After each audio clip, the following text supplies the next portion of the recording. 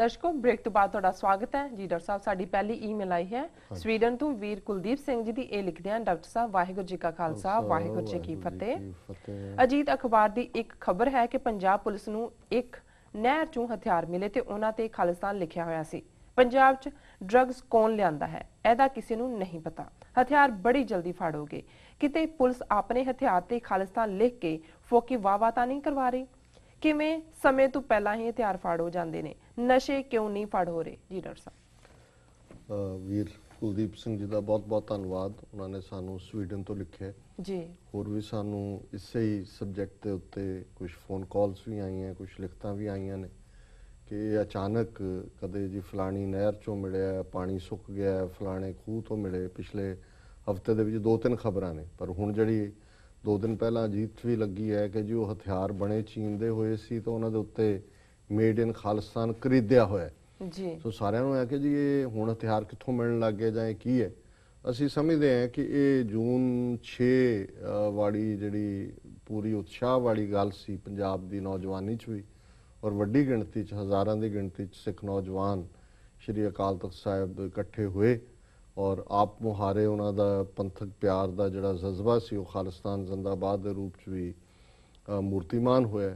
सो हुण एक सिख नौजवानी की जिहड़ी है फड़ो फड़ी वो एक हरासमेंट की अगली लाइन है। उन्होंने जो बहुत सारे केसां च फसाया जाएगा। 22 तो पहला ही इरादा कतल च फड़ ले, जिहड़े बहुत सारे परिक्रमा तो बाहर जाके कई बाजारों चो जाके फड़ के ले आए, जिहड़ा बाणा देखिया उहदा। सो असी समझते हैं कि भी इसका मुख मकसद जोड़ा है वो खालिस्तान की जी लहर नूं दबाना है, क्योंकि उन्होंने देखा कि हुण इन्नी कित्थे लोग थर थर कंबदे सी पुलिस तो और सिस्टम तो, अजे इन्ना करज आ गया कि वो खालिस्तान जिंदाबाद के नारे लाउण लग गए जी जी। सो असी समझते हैं भी उन्होंने ठीक किया कि भी ड्रग्स कित्थों आ रही ने, डिस्ट्रीब्यूट कौन कर रहा है, कितना वड्डा ये सारा नैटवर्क है, वो तो उन्होंने नज़र नहीं आता क्योंकि तो उन्होंने आका ही ने, मालक ही ने जो कर रहे हैं।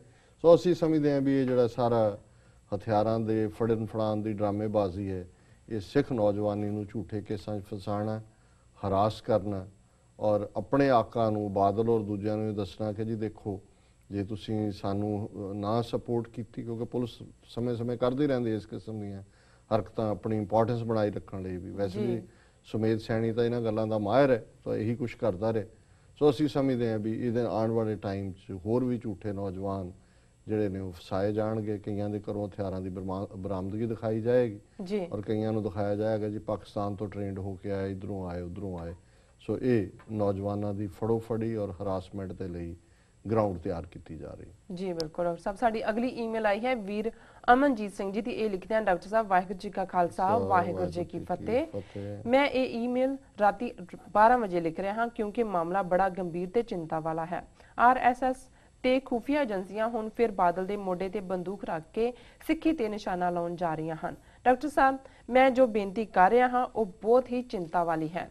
RSS हुण बादल दे जरिए सिख किसानां नूं जगजार करन लगी है। किसानां दियां फोटोआं अखबारां विच ला के ਜਿਹੜੇ किसान बैंकां दे कर्जदार ਹਨ उन्हां दियां फोटोआं जनतक करन जा रहे हैं। मैं तुहानूं बहुत जल्दी विच लिख रहा हाँ क्योंकि सवेरे 4 बजे काम ते जाना है। हुण गुरफतेह कल नूं वेरवे दे नाल लिखांगा। ये सब सुन के मैनूं नींद नहीं आ रही, कोई गलती होवे तां माफ़ कर देना जी डॉक्टर साहब। वीर अमनजीत सिंह जी का बहुत बहुत धन्यवाद। उन्होंने सानू लिखे होर भी वर्जीनिया तो एक बीबी जी ने जिन्होंने कौमी आवाज़ प्रोग्राम ते इसनूं सुनिया, उन्होंने भी कॉल करके कहा सी कि बड़ी चिंता का विषय है कि भी पहला ही किसान खुदकशियां कर रहे हैं और हुण जिथे खास तौर पर जिहड़ा किसान है पेंडू उसका एक अपना प्राइड हुंदा है, और जदों ये लगे कि भी वो करजाई है एक तो पहला अपने आप नाल घुलदा है, वो घुल के खुदकशी करता है, पर जे होए भी उसकी फोटो लगनी है अखबार च जां पिंड दे बाहर जां किते आके उन्होंने इश्तिहार ला जाने ने भी इन्होंने कर्जा देना भी। बहुत सारे तो ऑलरेडी जिन्नियां खुदकशियां हो रही ने उन्होंने नालों भी कई गुणा ज़्यादा होणगियां। सो इन्हां दा वीर अमनजीत सिंह होरां ने जिस तरीके दे नाल फिक्र दा प्रगटा कीता है, काम ते जांदे ने इन्हां दे लिखण मुताबिक 4 बजे पर रात 12 बजे लिख रहे हैं। तो इन्होंने कहा भी होर भी वेरवे नाल लिखणगे, क्योंकि मेरे लिए भी साधन तो इन्नी की खबर है जिहड़ी मैं भी देखी है, उन्नी की उहदा वेरवा मैनूं नहीं पता। जे उन्हां कोल कोई होर वेरवे होणगे ਜੀ ਤੇ ਅਸੀਂ ਇਸ ਦੇ ਉੱਤੇ ਜ਼ਰੂਰ ਚਰਚਾ ਕਰਾਂਗੇ। ਔਰ ਅਸੀਂ ਸਮਝਦੇ ਹਾਂ ਵੀ ਇਸ ਵੇਲੇ ਜਿਹੜਾ ਸੋਲੂਸ਼ਨ ਚਾਹੀਦਾ ਹੈ, ਬਜਾਏ ਕਿ ਇਸ ਕਿਸਮ ਦੀ ਫਰਦਰ ਸਿੱਖ ਕਿਸਾਨਾਂ ਨੂੰ ਜ਼ਲਾਲਤ ਦੇਣ ਦਾ, ਉਹ ਇਹੀ ਹੈ ਕਿ ਵੀ ਜਿੰਨੇ ਕਰਜ਼ੇ ਕਿਸਾਨਾਂ ਦੇ ਸਿਰ ਦੇ ਉੱਤੇ ਨੇ, ਔਰ ਉਹ ਵੀ ਉਹੀ ਕਿਸਾਨ ਹੈ ਪੰਜਾਬ ਦਾ ਜਿਹਨੇ ਸਾਰੇ ਦੇਸ਼ ਦਾ ਢਿੱਡ ਭਰਿਆ, ਅੱਜ ਵੀ ਭਰ ਰਹੇ, ਜੀ ਜੀ ਬਿਲਕੁਲ, ਕਿ ਉਹਨਾਂ ਨੂੰ ਮੁਆਫ ਕੀਤਾ ਜਾਏ, ਪੂਰਾ ਕਮਿਸ਼ਨ ਬੈਠੇ ਉਹਨਾਂ ਦੇ ਸਾਹਮਣੇ ਜਿਹੜਾ ਹੈ, ਔਰ ਜਿਹੜੇ ਥੋੜੇ ਬਹੁਤ ਪੇ ਕਰਨ ਦੀ ਸਮਰੱਥਾ ਰੱਖਦੇ ਨੇ ਉਹਨਾਂ ਦੀਆਂ ਬੋਲੀਆਂ ਆਸਾਨ ਕਿਸ਼ਤਾਂ ਕਰ ਦਿੱਤੀਆਂ ਜਾਣ। ਔਰ ਅੱਗੋਂ ਲਈ ਜਿਹੜਾ ਇਹ ਸਾਰਾ ਆੜਤੀਆਂ, ਸ਼ਾਹੂਕਾਰਾਂ ਔਰ ਜਿਵੇਂ ਜ਼ਮੀਨ ਲਿਖ ਕੇ ਔਰ ਗਹਿਣੇ ਪਾਉਣ ਵਾਲਾ ਸਿਸਟਮ ਹੈ, ਇਹਨੂੰ ਬਦਲਿਆ ਜਾਏ। ਜਿਵੇਂ ਸਰ ਛੋਟੂ ਰਾਮ ਨੇ ਆਪਣੇ ਜ਼ਮਾਨੇ 'ਚ ਸਰ ਸਿਕੰਦਰ ਹਿਆਦ ਖਾਨ ਦੀ ਹਕੂਮਤ ਦੇ ਵੇਲੇ ਜਿਹੜਾ ਪੰਜਾਬ ਦੇ ਕਿਸਾਨਾਂ ਨੂੰ, ਭਾਵੇਂ ਸਿੱਖ ਸਨ, ਮੁਸਲਮਾਨ ਸਨ, ਜਾਟ ਸਨ, ਹਿੰਦੂ ਸਨ, ਇਸ ਸਾਰੇ ਸ਼ਾਹੂਕਾਰਾਂ ਦੀ ਚੁੰਗਲ 'ਚ ਛਡਾਇਆ ਸੀ। ਅੱਜ ਦੇ ਸ਼ਾਹੂਕਾਰ 40% ਦੀ ਬਾਣੀਆਂ ਨੇ, 60% ਦੀ ਬੈਂਕ ਸ਼ਾਹੂਕਾਰ ਬਣੇ ਹੋਏ ਨੇ।